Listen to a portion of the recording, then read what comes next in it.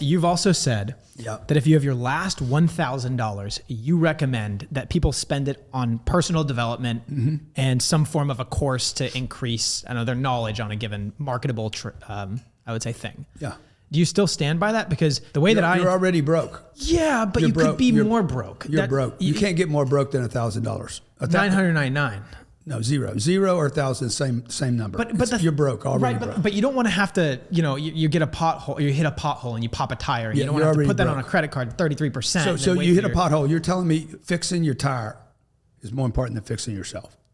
I just think what's the best return? You or the tire? Oof, I mean, you got to say yourself. I mean, with the caveat. Hold on a second. With the caveat, I can Uber for $7.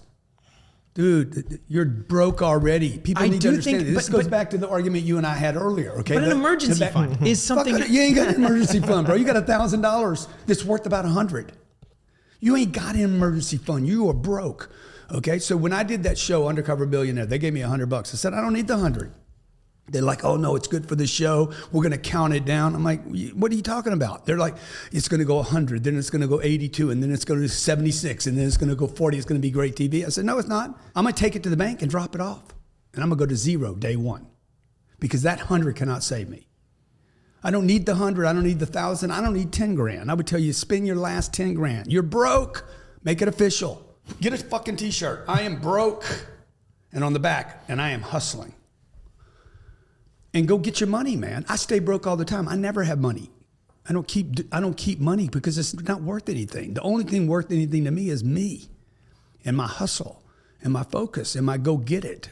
I'm just saying, I convinced you. I sold it. No, you sold, dude. That's funny. That's really funny you say that. Because here's the thing, when you're saying that, I'm like, I should just get rid of my house. I should just get rid of my car. Get rid of it, Jack. Give it to me. Because you have more hustle. You got more engine than your car. Yeah, but it's a building process, right? So I do think to a certain... How old are you, man? 25. 25, bro. You got you will never be 25 again, bro. You got if I was 25 years old today, knowing what I know today, 40 years younger, man, oh my God. I'd have my eyes on $10 billion. I don't. That's so crazy. Okay, here's the thing. Obviously, you should. You write me a check for $10 billion. I'll be happy to cash it. The thing is, I don't necessarily want to make the sacrifices that. And look, people are going to flame me for this because we have a very hustle culture-y audience. Yeah. Because you're selfish. Me? Yes. For what? You're like, I don't need 10 billion. I ain't talking about you. How many people could you help? With 10 billion? Yes. A lot. How much of the world could you help with 10 billion? A lot. But you're not, a lot. You're like, I don't need that. And you guys ought to rag on him right now for being so selfish.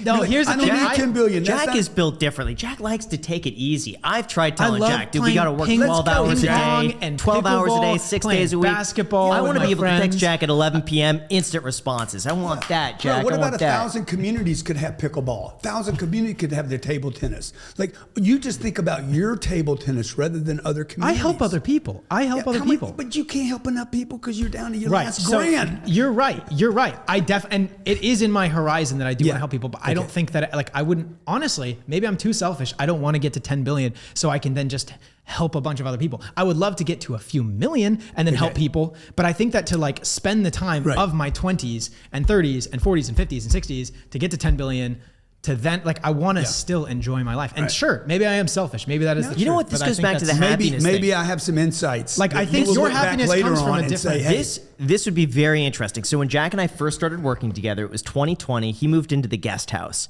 and was working all the time. I loved it because I had the same work ethic. And him and I would 12 hours a day, 7 days a week. It was amazing. But Jack, I think after a year, and I'm speaking for you here and you could chime in, you said you weren't happy with that. Correct. And that you scaled back a lot. You started outsourcing your work. You had a lot more free time. And I was like, no, pedal to the metal. We got to keep going. And it was like, I can't do it. I'm not happy. That's not me. I think that people just get happiness from different things. 100. And for me, I had no friends. I had sacrificed my friendships, my relationships. I've sacrificed everything. And for me, it wasn't worth it. I wanted to be able to go out and sit in the sun and get some vitamin D, or I wanted to go play pickleball and stuff like that. But when I was working so much, even though I was building my career, and I'm so grateful because I did work hard and I'm happy I did, but it was exhausting and I wouldn't want to do that for maybe that is out of selfishness. No, but I do think, look, hey guys, what do I know? I'm just trying to figure out the thing too. I'm just telling you what I would do differently going back.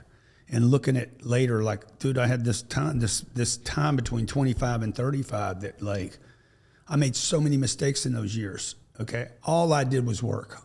That was a mistake. But the real mistake was all I did was work on the wrong shit. I was in the wrong lane, wrong opportunities, around the wrong people. I'd cleaned up my life between 25 and 35 and started putting some money together. And when I did, I got around people that said, you don't need all this, dude. And I'm like, yeah, you're right.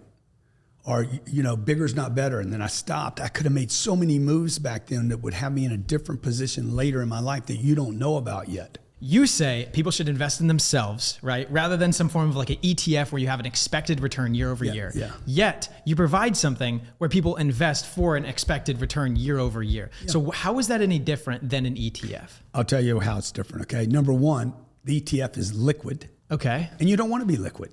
Okay. You want to be illiquid. Why do you want to be illiquid? Because you don't want to have an emergency, a pothole or pothead or both for you.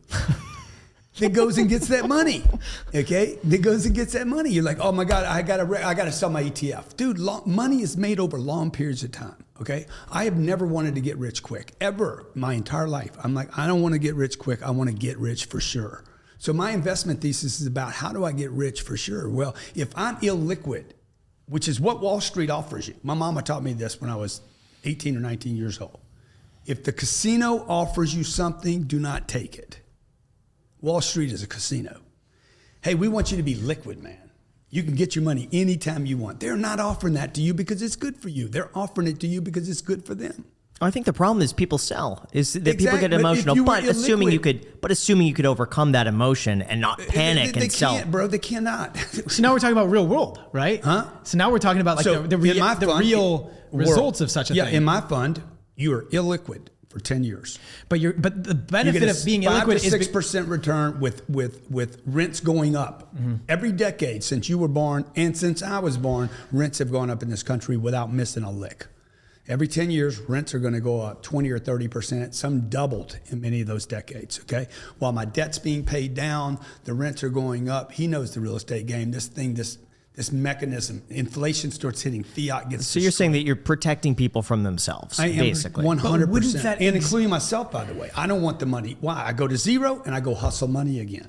Wouldn't that then go against the idea that they should become a business owner? Because essentially you're protecting them from themselves if you say you should go get a high paying job based off of a marketable skill that you have, because that works if you look at real results, right? Whereas being a business owner, you're placing a lot of faith and trust in people's ability, when your fund is the exact opposite. You're not placing faith and trust in people's ability to make the best financial decision for themselves. No. My fund, I'm allowing people to invest in assets they could never buy. They can never buy these assets. What about a REIT? They cannot buy these assets. Most of the REITs do not control the assets that we have, okay? And most of the REITs in this country are in trouble right now. Can't hit their redemptions, gated all the redemptions, aren't making distributions.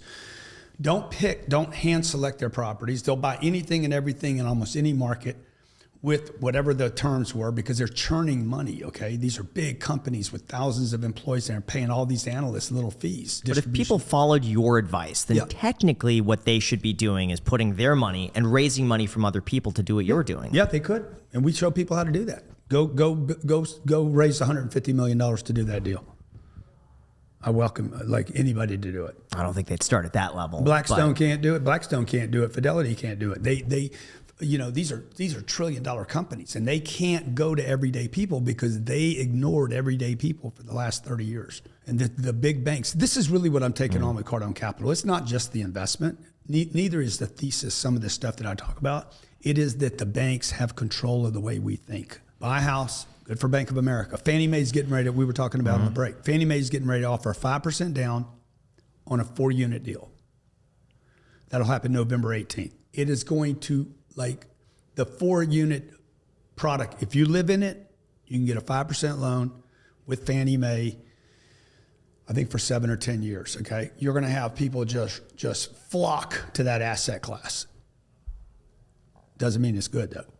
Just gonna sound good. When the government offers you anything, beware. That's funny. I get all of these letters from Fannie Mae where it's like, "Ooh, you have equity in your home. Maybe you should pull out some money or refinance and stuff like that." I'm like, "Yeah, who's refinancing it like right if they're now? offering me promotions like Yeah. that, chances are it's not something that's the best for me." That's what I'm telling you, man. Like, Right. do you think, like, why do people think banks in this country are so safe when they're not? Well, We've been trained. We've been trained to believe they're safe. Okay, there's been more bank failures. but they've been I bailed think out. people have faith in the government that no matter what'll happen with the bank, the government will step in. They'll never let things go that bad. Like they're too big to fail. A lot of these banks. They seek to, in that conversation, they seek to drop out that little piece of data that says, in my lifetime, the $100,000 that I left at that bank is worth $10,000. It's safe. Yeah, it's safe to go down in value. It's not invested. If it's at the bank, it's not invested. The bank, the same bank you put your money in, as you know, calls me and says, "Would you like to borrow their money?" They don't leave it there. I think the point of a bank is more so just everyday expenses. I got to have something. I got to have money. Something somewhere. liquid. You're right. Yeah. Yeah. We're back to so liquid. in terms of teaching people, how do you find a good mentor and what do you look for? How do you make sure that they're not like a fake guru or they're giving bad advice? Show me what you got, bro. You build wood tables and you're going to do videos on wood tables. Okay, well, show me the wood tables that you built. Show me the factory that you have. Show me your inventory. Show me, don't tell me. I am not like, this is how I avoid getting ripped off. And one thing I've done extremely well in my life is not get ripped off. But don't you feel like, especially on Instagram, people flex all the time and they have all the stuff in their 100. pictures, but like, how do you verify ownership? Show me of that plane. I saw a kid the other day. Yeah. I'm like, is that your plane? No, it's not your plane. It's a Phenom 300. I know exactly whose plane it is. It's not yours. You're in the shadow taking a video of yourself. You didn't even get permission to take the video of yourself in front of that plane or on the side of the plane. So people just should be very suspect. Like, anybody that checks me out, hey, come check out what I own. Like, do an audit on my business because I'm not worried about what you find. The FBI, the SEC, every 3-letter company group in America has all the data they need on me. So why wouldn't I tell you? Okay, I got my 7 rings. That makes sense. I think like That's what people should do. Show, don't tell. That's top of the food chain. All the Instagrammers, all the YouTubers, all the names that you've mentioned, everybody, show me. Right. You're a real estate expert. Show me the real estate you bought. Okay, you're a Bitcoin guy. This is where the Bitcoin community goes nuts. I'm listening to a Bitcoin guy the other night in X Spaces and BT. I said, "How much Bitcoin you got, bro?" "I can't tell you that." I said, "Then shut the fuck up." It's all it's like when the NFTs were popularized, everyone's like, "I'm an NFT expert, an AI expert." Oh, as soon as ChatGPT comes out, everyone's like, "Oh, I'm an AI within a expert." week, someone said. Okay, and then you're like, "Okay, like show me the book you wrote." Right. Not the fucking paragraph, not the 3 questions you asked. I would say that's a good way to filter through. Dude, just show me, because the moment most people are going to do this, why do you need all this? Why do you have to have all this data? Particularly the mentor community. So the problem is with the people that want help can become targets, and be taken advantage of. I need help. Everybody does, by the way. I needed help when I was 16 years old and a drug dealer got a hold of me. "I'll help you, bro." And took me down a nasty road. So that was my first experience with mentors. Right now it's like, okay, I need to pick people that I want to be like. Oh, the guy's rich. Okay, good. What's his family life look like? What does he look like as a father? What does he look like? Even the books I read. Before I go buy somebody's book and read their shit, I'm like, hey, who are they? Oh, he committed suicide when he was, 57. I'm like, I ain't reading this shit. You don't think there's something you could learn from that person? I don't care. I don't want to learn from that guy. What about you learn what not to do? You know what I mean? Like, I feel like you can. Bro, I already learned it. Motherfucker killed himself. But see, okay? I feel like I want to study a cat that freaking tapped out. All I know is whatever he was doing, he was so fucking miserable with himself that he killed himself. I got the whole world trying to kill me. But I think there are such talented, great minds out there. I ain't reading his shit. There's a lot of other but have been books, suffering from severe mental illness or depression. But their thoughts are genius, brilliant. Okay. Couldn't you learn bits and I pieces got other from that choices. person and exclude, push out? No, I want to go read. I'm going to go find the guy that didn't terminate. Even if that person's knowledge was Bourdain, subpar. what's his name? Guy's name that had the hit TV show? Who's this? Anthony Bourdain? Yeah. I ain't studying shit he did.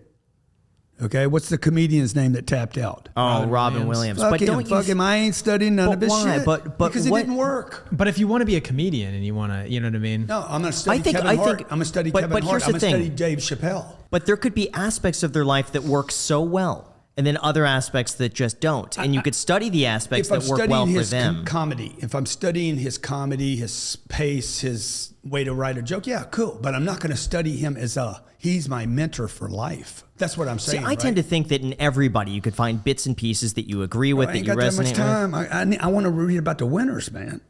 But you don't think that they won in certain aspects? But what if I can't read every book written? I can't study. I can't have that many mentors. But then they could be great at But look, they could still, I'm gonna study a great YouTuber. Do I study you or Mr. Beast? I would say Mr. Beast. Thank Absolutely. You. We agree on that completely. Yes. Okay, I'm not going to study both of you. I'm going to study him, and I'm going to go hard on that one guy. And I'm not going to take your input. Hypothetically, Mr. Beast unalives himself a year from now. Would that mean that everything you learned from Mr. Beast doesn't apply anymore, and then you go study me? I wasn't studying him about life. I wasn't getting father advice from him. I'm saying if I'm going to get the father advice, I need to see the kids and how they're doing. Right now, I would take YouTube advice from him because I'm like, fucking his YouTube channel rocks, okay? And if I have a choice between his channel and your channel, I'm taking his channel. And I'm not going to study two people. I'm going hard with one guy, okay? Now, before I take his advice on how to be fit, I ain't going to do it. I can see the way he's not fit. Like, that's not my fit advice, right? I'm going to go to somebody that can.